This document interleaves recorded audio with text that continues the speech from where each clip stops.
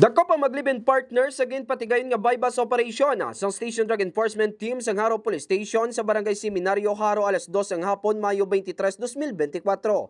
Ang mga aresado mo Sunday John Mark Gregory, 24 anyos kag Hazel Joy Cepeda, 31 anyos sa Lunsay residente sa Barangay Desamparados, Haro, Iloilo City. Nabaklan ng mga aresado sa isang kaplastik sa siya sig napatian Shabu gamit ang 2,000 pesos nga bypass money. Dugang nga na-recover sa ilang nga paginakopa ang 12 pagid ka plastik sa siya sig napatian Shabu. Kagiban pa nga mga non-drug evidence.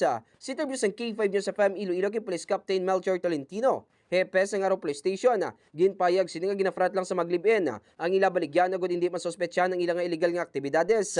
Nauwi man himo nang nila front ang sanggit-sanggit tira kung mayo nila nga negosyo isang pagbaligya sa illegal nga droga kay na pagsulod sa aton pusyaw bayo do katawhay mo pagsulod dito kay expected nila nga mabakal ining si Elias yan may-ari niya siyang record man same violation ng RA 9165 pag mo man ini ang babae nga si Elias Joy nga may ara man sa previous case according sa aton nga na-receive information. Ginakabig naman sa Haro Police Station nga ang maglibin partner ang lunsay ning mga street level individual.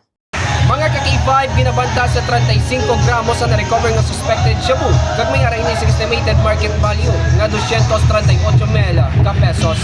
Balita nagikan sa distrito sang Haro. Ako si ka-K5 Eric Canyazares para sa Kampiyon nga Balita, Serbisyo Publiko kag Kalingawan sa Iloilo, K5 News FM.